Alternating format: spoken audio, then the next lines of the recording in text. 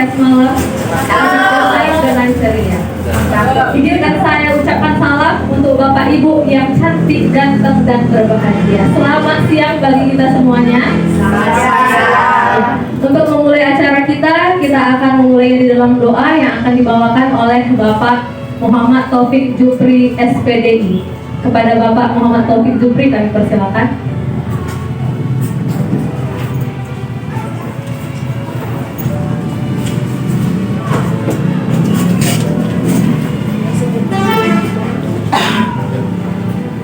Terima kasih Bapak Kepala Sekolah dan Bapak Ibu Guru sekalian. Sebelum kita memulai acara pada hari ini, mari kita berdoa. Semoga acara kita berjalan dengan lancar dan apa yang menjadi tujuan acara pada hari ini bisa terlaksana dalam kehidupan kita di sekolah kita ini. Baik, saya akan memimpin doa secara Islam. A'udzubillahi minasyaitonirrajim. Bismillahirrahmanirrahim. Alhamdulillahirabbil alamin. Terima kasih kepada Bapak Taufik. Nah, untuk selanjutnya kami minta kepada Bapak Kepala Sekolah untuk membuka acara pelimbasan 7 jurus BK hebat oleh Ibu Preslari Nagiti. Kepada Bapak Kepala Sekolah kami persilakan. Baik, Assalamualaikum warahmatullahi wabarakatuh. Selamat siang. Selamat siang, Pak. Bapak dan Ibu sekalian yang kami hormati, syukur kita panjatkan kepada Allah Subhanahu wa taala, Tuhan Yang Maha Esa, atas karunia-Nya bisa kita hadir dalam kegiatan Kombel yang kesekian kalinya di SMK Negeri 2 Sikulame. Dan pada hari ini kita mendapatkan ilmu pelimbasan dari ibu kita, Ibu BP, Ibu Terkarina Berkinting, yang mana beliau sudah mendapatkan ilmu dan akan memberikan kepada kita semua waktu pelatihannya. Kegiatan Kombel. Terima kasih. Assalamualaikum warahmatullahi wabarakatuh. Selamat siang. Terima kasih untuk moderator yang sudah mengawal pembukaan kita sehingga acara kita akan segera kita mulai. Dan terima kasih juga untuk Bapak Kepala Sekolah yang sudah memberikan waktu untuk bisa membuka pemaparan pengimbasan 7 jurus BK hebat ini. Ialah materi yang akan saya sampaikan nanti kepada guru-guru, bisa kita aplikasikan di sekolah ini terkhusus kepada anak-anak. Sekali lagi terima kasih Pak buat waktu dan kesempatannya. Tidak berlama, saya akan mulai saja. Sekolah, guru BK, guru kelas, guru mata pelajaran, dan guru wali memiliki peran penting dalam mencegah terjadinya tindakan kekerasan fisik pada murid di sekolah. Untuk itu diperlukan pelayanan yang efisien dan komprehensif kepada seluruh murid dengan menggunakan berbagai keterampilan dan media yang dapat membantu kinerja guru BK dalam mencegah terjadinya tindakan kekerasan. Dengan demikian, penguatan kapasitas dan peran guru BK, guru kelas, dan guru mata pelajaran berwawasan BK menjadi krusial dalam menciptakan lingkungan pendidikan yang aman dan kondusif bagi perkembangan karakter positif murid. Menurut Ibu Profesor Dr. Nunuk Suryani MPD, Direktur Jenderal Guru Tenaga Kependidikan dan Pendidikan Guru Kementerian Pendidikan Dasar dan Menengah, keterampilan memberikan bimbingan dan konseling masih terpusat pada guru BK yang jumlahnya belum ideal. Sementara guru non-BK, yaitu non-BK itu guru-guru mata pelajaran lah ya, belum memiliki keterampilan dasar dalam melakukan bimbingan pada muridnya. Ya wajar lah ya, karena mereka sibuk dengan mata pelajaran masing-masing. Melihat celah ini, Kementerian Pendidikan Dasar dan Menengah mengambil langkah strategis mengoptimalkan potensi yang ada, yaitu melalui penguatan kapasitas bagi guru BK dan guru non-BK mencakup guru kelas, guru mata pelajaran, agar nantinya mereka memiliki keterampilan membimbing dan melakukan konseling dasar. Oleh karena itu, Kementerian Pendidikan Dasar dan Menengah membuat modul yang dikemas dengan bahasa yang tidak terlalu teknis, namun ringkas dan sangat aplikatif, agar guru-guru non-BK dapat mudah memahaminya. Adapun jurus yang dirancang itu dinamai dengan 7 jurus BK hebat. Yang pertama itu kita akan mengenali potensi siswa maksudnya nanti ya. Kemudian kelola emosi. Kemudian materi berikutnya, jurus berikutnya adalah menumbuhkan resiliensi. Bapak Ibu mungkin tahu ya, resiliensi itu adalah daya juang daripada anak. Ya, kemudian yang keempat, menjaga konsistensi. Yang kelima, jalin koneksi. Nah, yang keenam, bangun kolaborasi. Dan yang ketujuh, menata situasi. Diharapkan dengan ini dapat diterapkan oleh setiap guru dalam interaksi sehari-hari dengan murid di kelas maupun di lingkungan sekolah. Dengan begitu, kita akan memiliki jutaan guru yang siap menjadi pembimbing, pendengar, dan fasilitator bagi murid-muridnya. Ini berarti lebih banyak murid yang akan terlayani dan mendapatkan dukungan yang mereka butuhkan. Sekolah tidak lagi hanya menjadi tempat belajar akademik, tetapi bertransformasi menjadi lingkungan belajar yang aman, nyaman, dan menggembirakan bagi setiap anak. Nah, itulah gunanya kemarin kita membentuk yang namanya guru wali, ya. Dasarnya adalah supaya bukan hanya aspek akademik siswa saja yang kita gali, namun aspek-aspek lain sehingga keadaan sekolah itu menjadi kondusif. Prinsip daripada guru wali yang akan kita sampaikan materi ini ke anak dengan menggunakan yang namanya ARKA. Ya, ARKA. Jadi bukan cuma ini materinya bukan, tapi ada aturannya ARKA. Ya, kita lihat ya. A itu aktivitas, ya. Awal itu aktivitas yang harus kita jalin ketika kita melakukan bimbingan ke anak adalah dengan membuat game, ya. Kalau tadi kenali potensi, gamenya itu berupa untuk memberikan asesmen, ya. Jadi kita buat dulu kegiatan sebelum melakukan konseptualisasi, kita buat dulu suatu kegiatan yang merangsang anak. Itulah namanya aktivitas. Nah, dari aktivitas yang kita berikan atau game itu yang kita, namun game itu harus sesuai dengan materi. Misalnya, ini kan jurus 1 tentang dari potensi. Nah, aktivitas game itu yang dari potensi. Nah, contohnya kalau misalnya tadi kelola emosi, gamenya yang berupa emosi. Kita bikin misalnya bagaimana tebak wajah marah, pokoknya permainan yang sesuai dengan tema, sesuai dengan jurus. Itulah di aktivitas.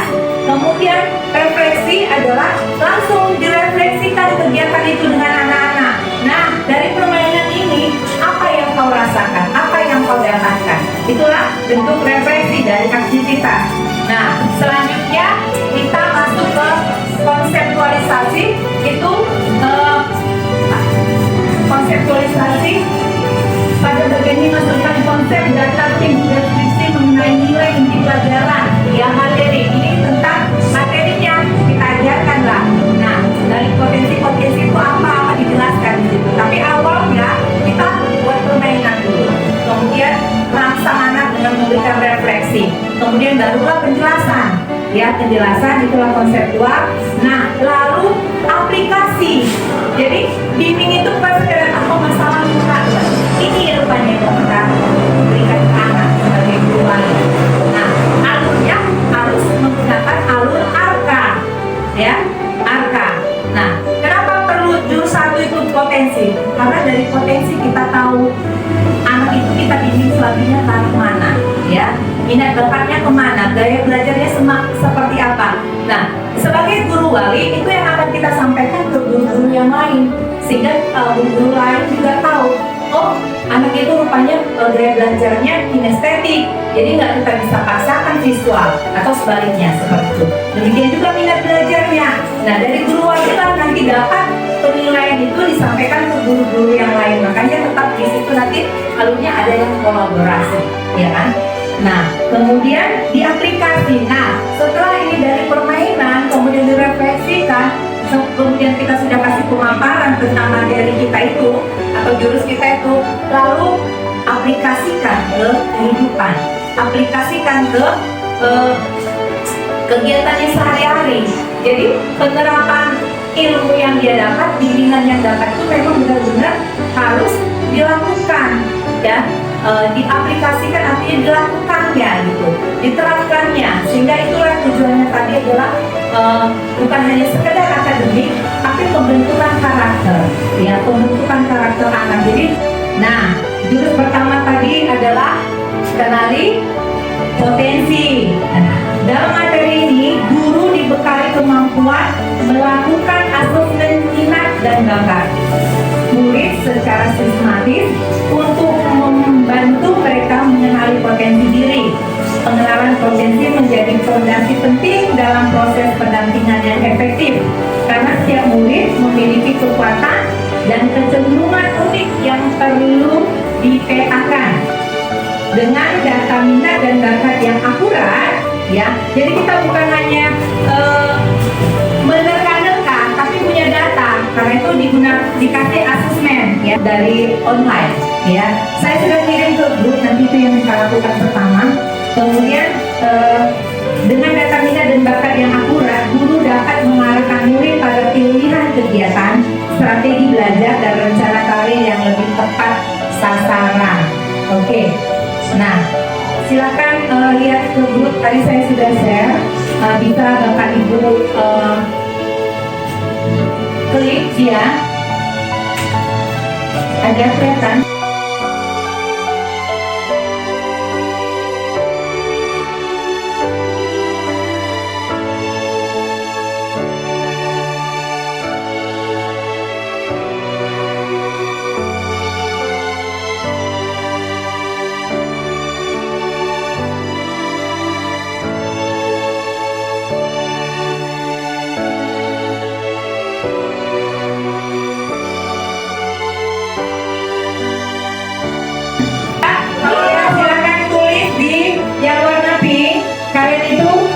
Kecerdasannya apa, kalau yang daya belajarnya apa, tulis di yang pink, ya, ditempel ke tempel ke dinding. Apa daya belajar apa? Silakan menempel hasil daripada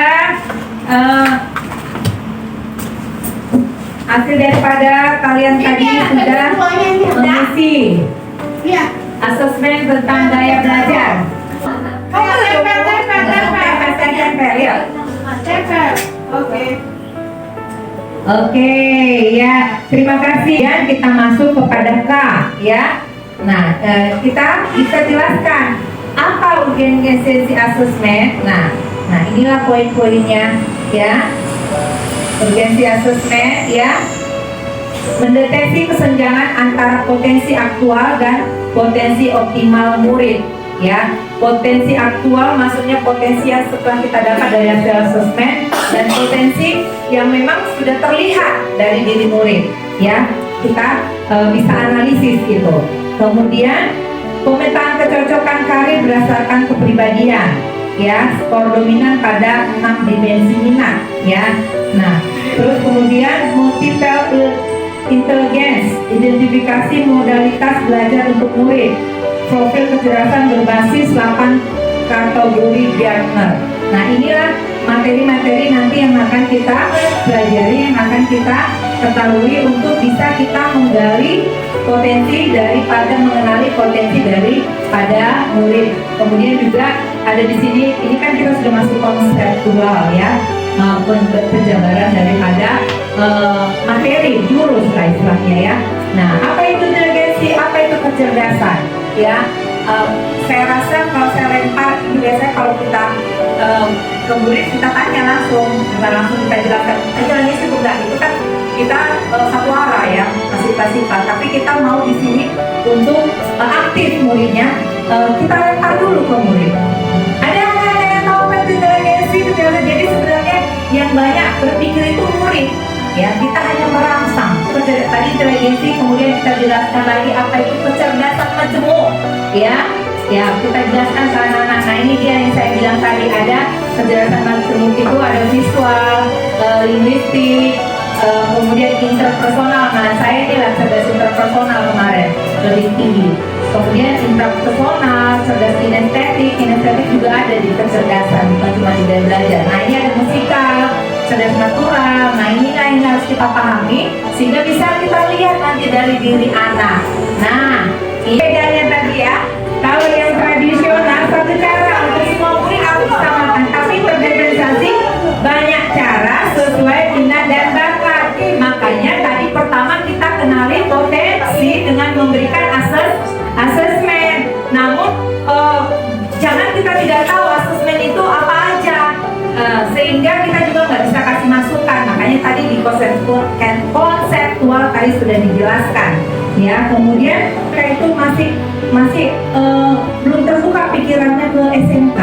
Rata-rata semua ke SMA, padahal sayang sekali kalau kita harapkan mereka melanjutkan sekolah sesuai dengan potensi mereka, alhasil nantinya mereka akan memilih dulu sekolah lanjutan yang sesuai potensi dan mereka jadinya berhasil guna, ya, bukan pasif, ya. Jadi artinya kalau mereka memilih SMK, ketika mereka SMK tanpa pun mereka melanjutkan perguruan tinggi, mereka sudah dapat skill yang mereka bisa gunakan untuk mencari nafkah gitu. Jadi untuk guru wali ini mengenal potensi karir masa depan ini lebih diterapkan dan dibimbing anak-anak itu sehingga wawasannya bisa terbuka, ya, agar tidak ikut-ikutan SMA biar dekat aja gitu tanpa memikirkan kedepannya panjang itu apa yang mereka dapatkan. Jadi inilah guru wali nanti khusus untuk kelas 9 tolong gali potensi karir masa depan daripada anak-anak walinya. Oke, nah ini materi-materinya nanti saya bagikan. Nah sekarang kita ke aplikasi, ya, ke aplikasi. Nah ini ada panduannya. Buatlah rencana karir Anda sesuai dengan kecenderungan kecerdasan masing-masing Anda. Tadi kan sudah ada ya linknya. Apa tadi istilahnya itu? Aku minta itu termasuk asesmennya, kita bilang asesmen untuk kita mengetahui kecerdasan majemuk kita kan. Nah di sini aplikasikan, ya, kita aplikasikan ke anak murid kita dan cerita pribadi dulu pun boleh, ya. Rencana karir saya ke depan bagaimana, ya, rencananya. Nah itu dibuat cenderungan cerdas majemuk. Nah ini dilemparkan ke anak-anak. Nah sekarang saya lemparkan ke Bapak Ibu, silakan tulis. Mau cita-cita atau rencana silakan tulis di situ. Inilah poin terakhir dari bimbingan kita.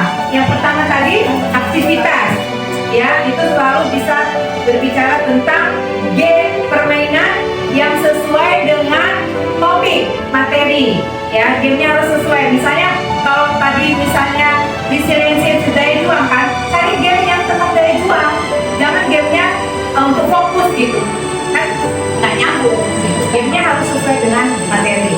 Kemudian dia merefleksikan dari permainan ini apa yang kau dapatkan, itu kan harga. Konseptual jelaskan. Nah ini loh tujuan kita ini belajar ini. Nah kemudian aplikasikan. Aplikasinya inilah pertanyaannya. Rencana kamu ke depan bagaimana? Cita-cita kamu sesuai dengan kecerdasan kamu apa? Silakan Bapak tuangkan. Jessica berdiri dan bertanya.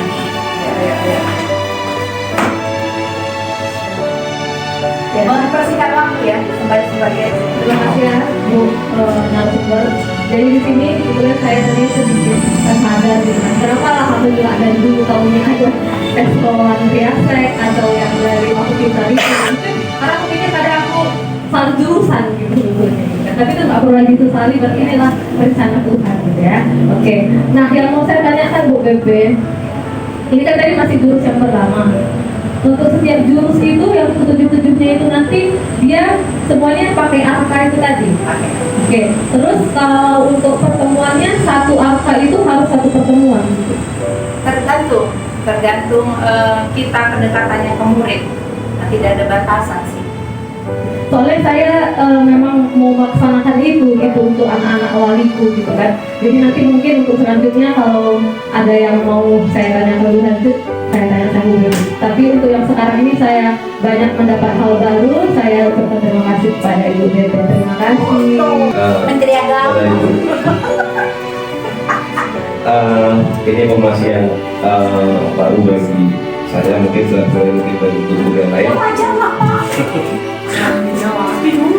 Nah, yang saya tanyakan adalah tingkat akurasi ini seperti apa gitu, tingkat akurasinya? Apakah Sudah divalidasi maksud Bapak? iya, ketika siswa tadi sudah tahu potensi apa namanya itu ngambil mukanya, apakah berdasarkan apa tadi apa nyebutnya? Apakah itu Akurat. tepat ya? Nah, jangan nanti salah diagnosis kalau dokter kan Betul. salah obat Ada juga kalau bahaya. praktek. Iya, saya pernah Iya, Alfred. Untuk sesi pertama dicukupkan lah. Dan yang dikirim bisa kirim untuk sesuatu sebagai tahu. Bisa. Emang itu dikirim. Oke, baik. Terima kasih untuk Ibu Sita ya. Saya pribadi juga seperti kemarin kita diskusi bisa aja kalau cuma untuk memenuhi tugas dari BPJT saya tentu ya. Tapi karena ini memang jadi tanggung jawab kita bersama kan anak ya. Walaupun terkadang kita kesannya cuek sama anak-anak, tapi kita punya hati ya anak-anak ya. Gimana memang anak-anak ini memiliki potensi dan karakternya terbentuk ada juga laporan di walaupun memang 90% itu dari rumah ya. Kita katakanlah kalau 5% dari rumah, selebihnya dari luar. Biarlah yang sedikit itu kita peran guru ini, apalagi memang ini sudah menjadi kebijakan dari pemerintah. Biarlah itu sama-sama kita bangun untuk memang membangun generasi yang kedepannya lebih bagus, memiliki karakter. Nah, untuk akurasinya Pak, saya rasa karena ini memang sudah dari kepemerintahan bahkan kementerian ya, kementerian langsung dan sudah melewati beberapa tahap, saya rasa ini sudah akurat ya, tergantung bagaimana kita mengolahnya, bagaimana kita mengolahnya dan si penjawabnya dia serius nggak atau tadi main-main aja cuma centang sana centang sini, nah gitu. Nah, iya nggak jujur, makanya yakinkan kepada anak, kerjakan sesuai dengan dirimu, jangan karena temanmu pilih A kok pilih A gitu, seperti itu. Kalau saya rasa seperti itu Pak. Nah, tergantung daripada pribadi muridnya juga, dia jujur nggak menjawab itu tentang akurasinya gitu. Tapi kalau ini sudah dilanggar dari atas pusat, saya rasa memang sudah akurat gitu. Saya udah berapa tahun ya menjadi tenaga pendidik ya. Saya lihat setiap beberapa tahun kurikulum berubah. Artinya seperti ini untuk Kementerian Pendidikan Dasar dan Menengah. Sekarang inilah programnya. Kemarin ada lagi program mantan Menteri Pak Nadiem.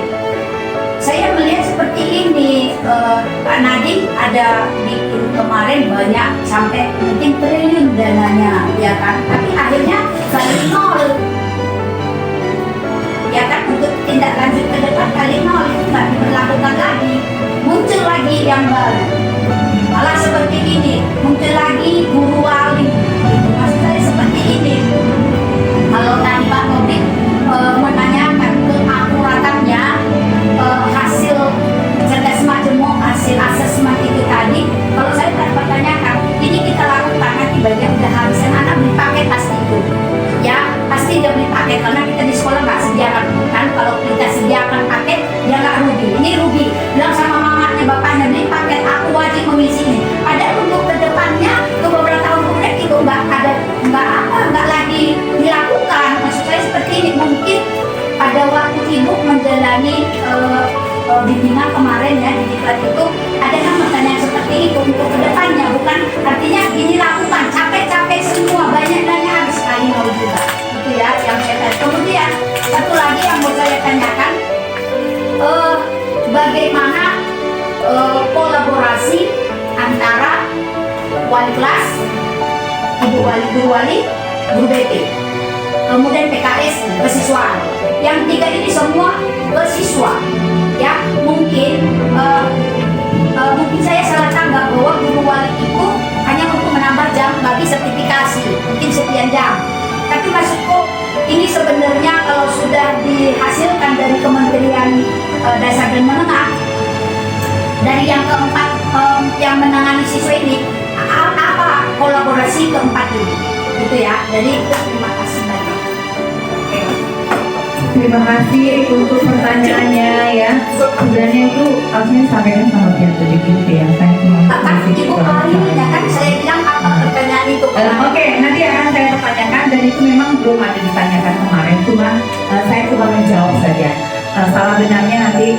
diklarifikasi ke depannya.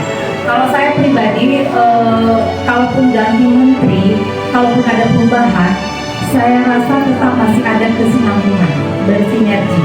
Kenapa? Karena waktu CGP pun terdiferensiasi, gaya belajar itu sudah diterapkan, ya. Dan di sini juga ada gitu, diterapkan gitu. Cuman makin disempurnakan, makin ditambah untuk penyempurnaan. Nah, tapi kenapa tidak namanya CGP? Kenapa ini tiba-tiba jadi guru wali atau dibilang pasti apa ya kayak jurus BK dari BK gitu ya. Nah, saya rasa dari CGP kemarin pun banyak ilmu yang diterapkan ke anak-anak yang bermanfaat. Yang kedua tadi pertanyaannya kolaborasi. Nah, ada tadi ini poin yang ke-6 itu kolaborasi. Memang diharapkan semua pihak ya di sekolah ini stakeholder lah ya, warga sekolah itu harus kita dulu di dalam berkolaborasi ya, baru jalin ke luar ya, baik tadi saya bilang ke kepolisian, ke puskesmas, ke kelurahan, ke kecamatan gitu. Tapi intinya memang kita dulu gitu, kita dulu itu harus. Ya, makanya saya bilang tadi pun awal hasil asesmen dari wali itu akan diteruskan ke wali kelas dan guru-guru mata pelajaran. Ya, jadi ya memang berkolaborasi nggak bisa diputuskan gitu. Oke, baiklah Bapak Ibu, saya minta maaf kalau waktu pemaparan atau penyampaian dari materi yang saya bawakan ini kurang jelas. Tapi kita sama-sama belajar karena tidak ada yang hebat. Saya bukan yang hebat, tapi kita sama-sama belajar untuk menjadi guru yang hebat. Sekali lagi saya ucapkan terima kasih buat kehadiran dan keluangan waktu Bapak Ibu untuk ada di siang hari ini mendengarkan penjelasan dari saya, dan biarlah ini bermanfaat untuk kita semua. Terima kasih. Makasih ya.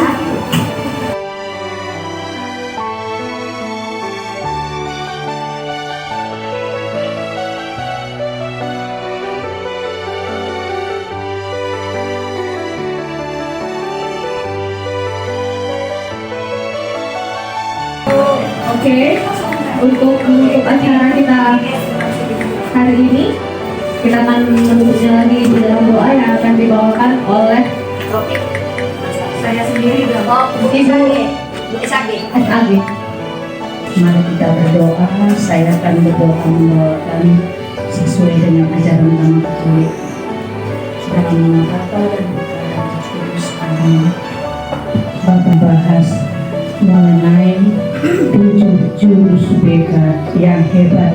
Sekiranya ini dapat bermanfaat dan dapat berguna bagi kehidupan kami, dan dapat juga kami paparkan nantinya untuk anak didik kami yang sudah ditentukan, dan anugerah-Mu kini dan sepanjang masa. Amin. Terima kasih kepada SAG. Baiklah, sekarang kita akan foto bersama. Tapi sebelumnya izinkan saya sebagai moderator untuk acara ini. Burung penutup, burung cendrawasih. Cukup sekian dan terima kasih.